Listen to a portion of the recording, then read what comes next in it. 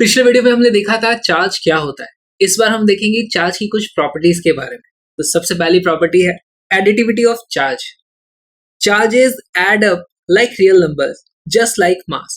तो जैसे हमारे पास बहुत सारा मास होता था, 1 किलो 2 किलो 3 किलो, उनको हम ऐड कर देते थे तो हमारे पास क्या होता था, 1 + 2 + 3 6 किलो मास हो जाता, 6 किलोग्राम, 6 किलोग्राम मास हो जाता था। ये स्केलर क्वांटिटीज होती है। तो चार्ज में भी हमारे पास ऐसा ही था, चार्ज भी एक स्केलर क्वांटिटी है, उसका कोई डायरेक्शन नहीं होता।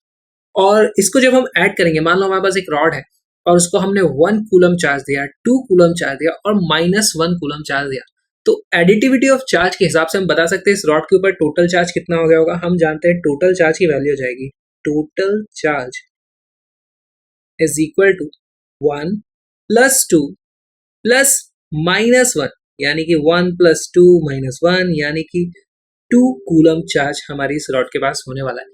बहुत ही बेसिक सी प्रॉपर्टी है एडिटिविटी ऑफ चार्ज। अगली प्रॉपर्टी क्या है? अगली प्रॉपर्टी है कंजर्वेशन ऑफ चार्ज। इसके हिसाब से charge is conserve, the total charge of an isolated system is always conserve. पहली बात तो ये आइसोलेटेड सिस्टम क्या होता है, हमारे पास मान लो एक प्लास्टिक की रॉड है और यहाँ पे बिल्ली है। अगर मैं इस रॉड को बिल्ली के ऊपर घिस देता हूँ इस तरीके से, तो हम देखते हैं कि यहाँ से कुछ इलेक्ट्रॉन्स इधर आ जाते हैं, हमारी ये प्लास्टिक की रॉड नेगेटिवली चार्ज हो जाती है, यहाँ पर बिल्ली में पॉजिटिव चार्ज हो जाता है। तो यहाँ पर अगर मैं इस रॉड को एक सिस्टम मानूं तो रॉड का तो चार्ज बदल गया। पहले वो इलेक्ट्रिक न्यूट्रल थी, उसके ऊपर कोई चार्ज नहीं था, अब वो नेगेटिवली चार्ज हो गई।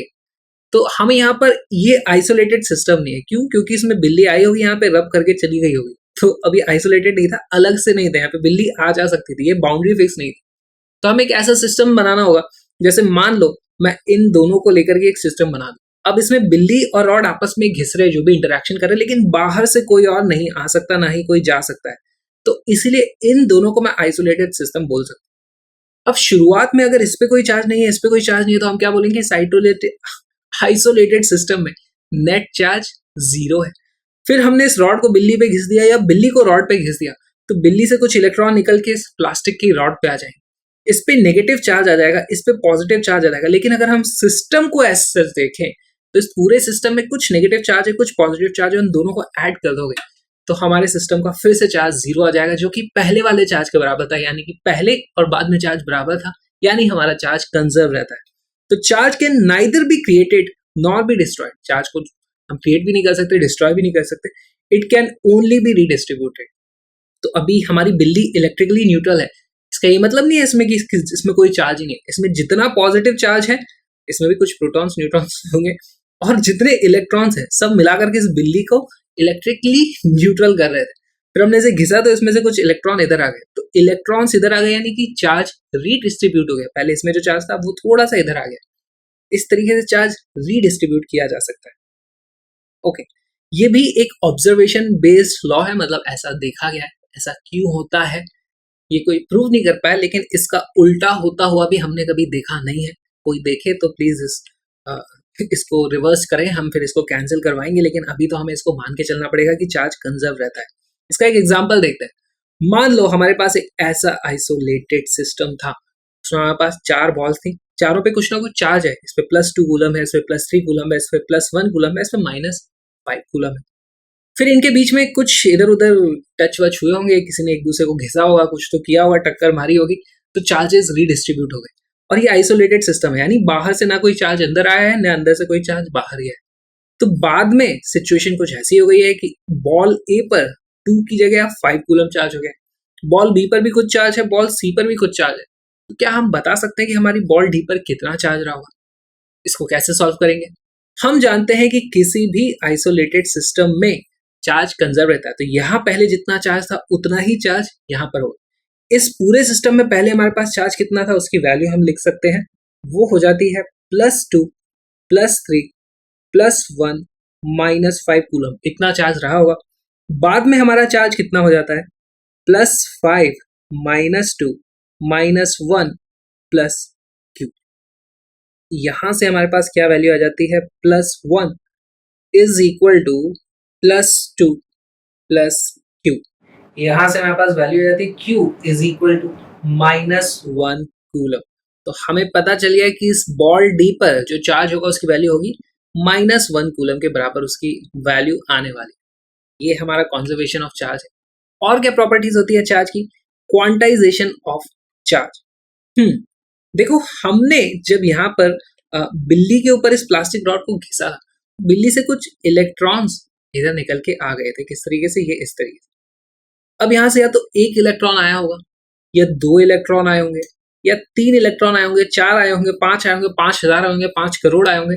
लेकिन ऐसा नहीं हो सकता कि आधा इलेक्ट्रॉन यहाँ पर आ जाए या 0.25 इलेक्ट्रॉन यहाँ पर इधर आ जा रहा है। तो इस तरीके से हमारे पास इंटीजर मल्टीपल ऑफ इलेक्ट्रॉन ही इधर आ सकते हैं। इंटीजर जैसे 0 1 2 3, या फिर माइनस भी हो सकता है, -1 -2। हम बोल सकते हैं कि यहाँ से -1 इलेक्ट्रॉन इधर चला गया, है ना।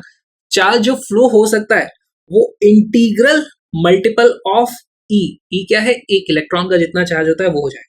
तो हम बोल सकते हैं कि जो भी चार्ज हमारी दुनिया में एग्जिस्ट करते हैं वो प्लस माइनस एन ई के बराबर होगा। यहाँ पे एन की वैल्यू कोई भी इंटीजर हो सकती है। इसको समझने का और एक तरीका हो सकता है, जब हम सीढ़ियां चढ़ते हैं तो हम एक एक करके सीढ़ी इस तरीके से चढ़ते हैं। हम अपने मन से आधी सीढ़ी नहीं चढ़ सकते कि आधा स्टेप हम चढ़ के खड़े हो गए। तो यहाँ पर क्वांटाइज है कि हम मिनिमम कितनी हाइट गेन कर सकते हैं। उसके अगेंस्ट में दूसरा केस क्या होता है, हमारे पास मान लो यहाँ पे रैंप है, हम कितना भी हाइट चढ़ सकते हैं, थोड़ा सा चढ़ेंगे, ज्यादा चढ़ना है, हमारी मर्जी है। यहाँ पे क्वांटाइजेशन नहीं हो रहा है, ठीक है। इसका और एक एग्जाम्पल, जब हम कार खरीदते हैं तो हम क्वांटाइज खरीदते हैं। जैसे 1 कार खरीद ली, 2 कार खरीद ली, 5 कार खरीद ली, 50,000 कार्स खरीद ली, कौन खरीदता है वैसे। लेकिन जब पेट्रोल खरीदते हैं तो हम आधा लीटर, 1 लीटर, 0.25 लीटर, कितना भी खरीद सकते हैं। वैसे बाद में आप देखोगे बहुत ज्यादा छोटी छोटी स्टेप में जाओगे तो पेट्रोल के भी कुछ मॉलिक्यूल होते होंगे। लेकिन उतने ज्यादा डिटेल में अगर हम नहीं जाए तो मोटा मोटा हम समझ सकते हैं कार क्वांटाइज होती है, पेट्रोल हम अपनी मर्जी के हिसाब से ले सकते हैं। वैसे फिर देखोगे बाद में तो लेंथ भी क्वांटाइज होती है, आप ऐसे हर किसी लेंथ पे नहीं जा सकते, लेकिन वो सब बहुत ज्यादा हमारे स्कोप से बाहर है, उससे उतने डिटेल में जाएंगे। अच्छा, हमारे पास ये जो स्टेप है, मतलब हम मिनिमम हमें एक ई चार्ज ट्रांसफर करना पड़ेगा। उस ई की वैल्यू कितनी है? ई की वैल्यू होती है 1.6 इंटू 10⁻⁻19 कूलम। तो ये हमारा एक फंडामेंटल चार्ज है, इससे छोटा चार्ज एग्जिस्ट नहीं करता हमारी दुनिया में। और इसको पता कैसे कराया गया था, ये बहुत इंपॉर्टेंट है। Discovered by Millikan's oil drop experiment. ये एक्सपेरिमेंट है, इसको हम डिटेल में पढ़ेंगे जब भी वो एक्सपेरिमेंट आ जाएगा, जब हम उसके बारे में पढ़ने के लिए तैयार हो जाएंगे। अभी पढ़ने की जरूरत नहीं है, बस ध्यान रख लो कि एक मिलिकान्स ऑयल ड्रॉप एक्सपेरिमेंट होता है जिससे हमें पता चला था कि चार्ज क्वांटाइज्ड होता है, क्वांटाइजेशन ऑफ चार्ज है।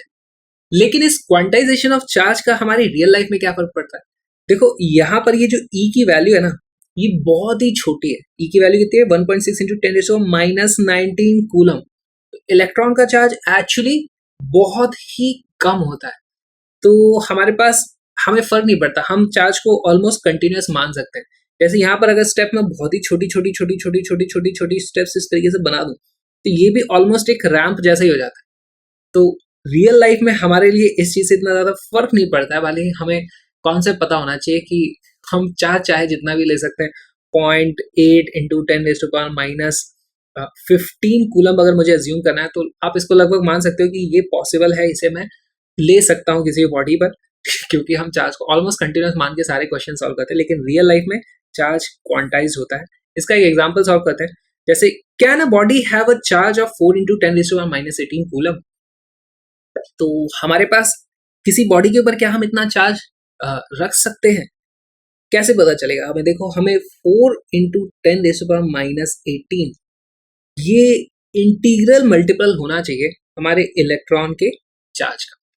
अच्छा, इंटीग्रल मल्टीपल होना चाहिए किसके? ई की वैल्यू कितनी होती है? वो होती है 1.6 इंटू 10⁻⁻19 कूलम होता है।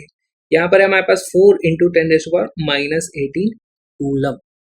तो ये यहाँ पर कट जाएगा, हमारे पास n की वैल्यू आ जाती है, ये 10 आ जाएगा यहाँ पे। n is equal to 40 divided by 16, sorry 1.6, यानी कि ये आ जाता है 10 डिवाइडेड बाय 0.4, उसकी वैल्यू आ जाती है 25।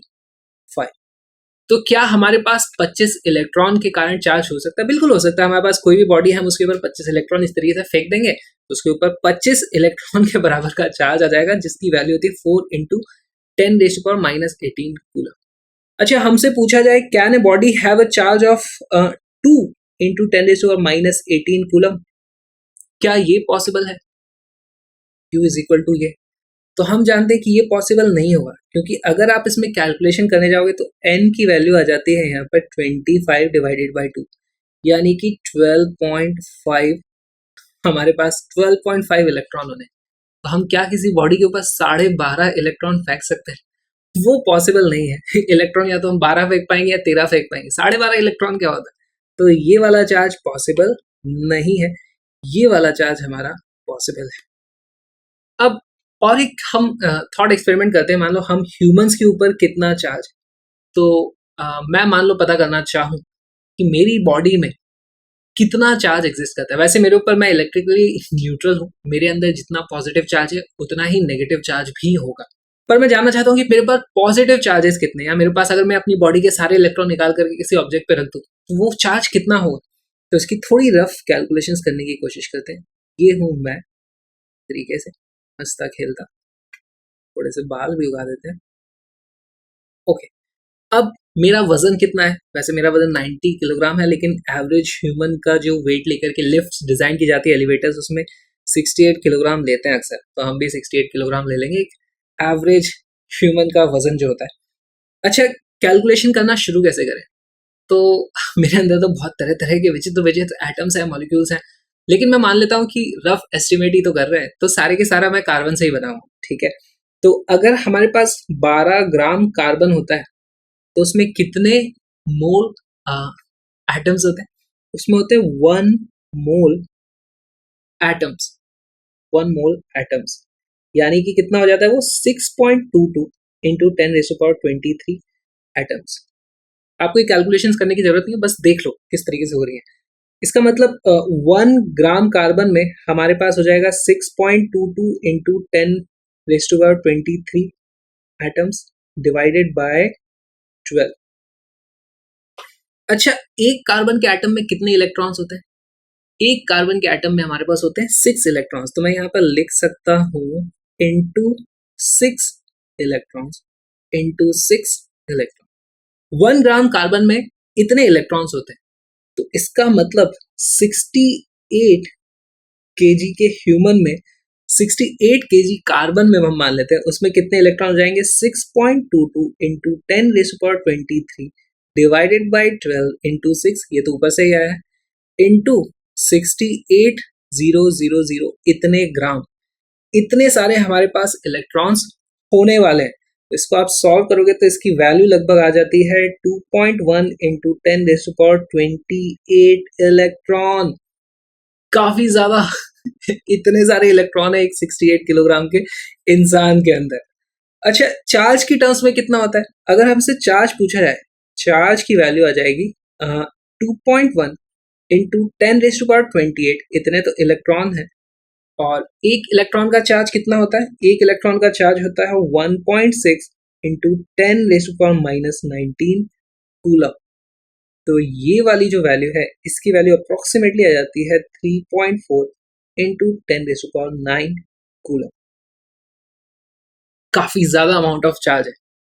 हमारी बॉडी में टोटल इतना चार्ज हो सकता है। अगर मैं अपने सारे इलेक्ट्रॉन निकाल के कहीं फेंक दूं किसी इंसान के ऊपर, दूसरे इंसान के ऊपर, तो मेरे ऊपर इतना पॉजिटिव चार्ज आ जाएगा, उस आदमी के ऊपर इतना नेगेटिव चार्ज एक्स्ट्रा आ जाएगा। अच्छा, मैं इतना सारा तो मान लो नहीं फेंकता हूँ, मैं सिर्फ इसका 1% अगर उसको दे दूं, ठीक है, सिर्फ 1% मैंने उसको चार्ज दे दिया, नेगेटिव चार्ज उसके पास आ गया यहाँ पर इस तरीके से।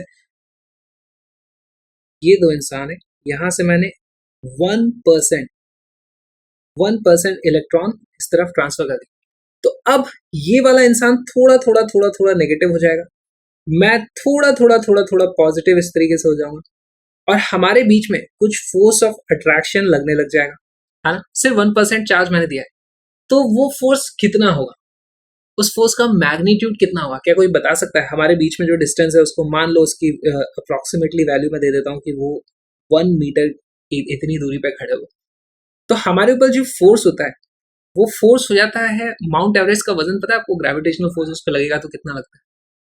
उससे भी एक्चुअली कहीं ज्यादा। हमारी पूरी अर्थ का जो अर्थ को ही इतना सारा मास है, उसके कारण जो ग्रेविटेशनल फोर्स लगता है अर्थ पे ही, mg करते हैं ना, F is equal to mg, mass of Earth लगा दो उसमें जी, इतना सारा फोर्स सिर्फ 1% इलेक्ट्रॉन इधर ट्रांसफर करने से इतना ज्यादा फोर्स लगता है। अच्छा, अब देखते हैं मास और चार्ज के बीच में क्या कोरिलेशन है, या उनके बीच में क्या डिफरेंसेस है। हमारे पास मास सिर्फ एक तरीके का होता है, पॉजिटिव, जैसे 1 किलोग्राम 2 किलोग्राम, -1 किलोग्राम हम नहीं देखते रियल लाइफ में। चार्ज दो तरीके के होते हैं, पॉजिटिव भी होते हैं और नेगेटिव भी होते हैं। मास में क्योंकि सिर्फ एक ही तरह का मास होता है, एक ही तरीके का फोर्स लग सकता है जो है अट्रैक्टिव फोर्स। चार्ज में हमारे पास दो तरह के फोर्सेस होते हैं, अट्रैक्शन भी होता है, रिपल्शन भी होता है। लाइक चार्जेस रिपेल करते हैं, दूर भागते हैं, अनलाइक चार्जेस अट्रैक्ट करते हैं। मास हमारे स्पीड के साथ वेरी करता है, जैसे हमारी स्पीड बढ़ती जाती है तो बहुत ज्यादा लाइट की स्पीड के कंपेरेबल होनी चाहिए, 1-2 मीटर पर सेकंड से फर्क नहीं पड़ता, वो बहुत ही छोटा सा चेंज होता है जिसको हम इग्नोर करते आ रहे हैं। लेकिन जब हम बहुत तेज स्पीड पे चलते हैं तो हमारा मास इस फॉर्मूले से गवर्न होता है, जहाँ पे ये एम नॉट होता है हमारा रेस्ट मास। और चार्ज के साथ ऐसा कुछ नहीं है, चार्ज स्पीड का इंडिपेंडेंट है। तो यही कुछ ना कुछ कारण भी है जिसके कारण हमारे पास इलेक्ट्रोमैग्नेटिज्म हो जाता है, मैग्नेटिक इफेक्ट आता है, लेकिन वो सारी चीजें हम बाद में पढ़ेंगे। और मास कैन एग्जिस्ट विदाउट चार्ज। जैसे अगर हम एक न्यूट्रॉन की बात करें तो न्यूट्रॉन का सिर्फ मास होता है, उसमें कोई चार्ज नहीं होता, वो बीच में स्प्लिट हो जाए तो अलग बात है। लेकिन charge can not exist without mass. जैसे हमारी चार्ज की सबसे फंडामेंटल यूनिट क्या है, इलेक्ट्रॉन। तो इलेक्ट्रॉन का मास भी होता है, बिना मास के चार्ज एग्जिस्ट नहीं कर सकता। तो हमारे पास यही कुछ मास और चार्ज के बीच का कंपैरिजन था। बाकी बातें हम करेंगे अगले वीडियो में।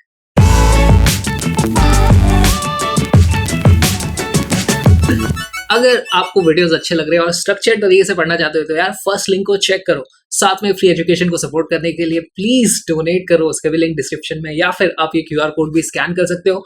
और प्लीज फॉलो कर लो यार, सोशल मीडिया पे सारे के सारे लिंक्स यहाँ पर हैं। और मिलते हैं अगले वीडियो में, हम जहाँ पर देखेंगे कि चीजों को चार्ज कैसे किया जाता है। तो यस, किसी कोई सवाल तो मुझसे मत पूछना, कहीं भी पूछ लेना। और मैं जा रहा हूँ यार, बहुत देर हो गई।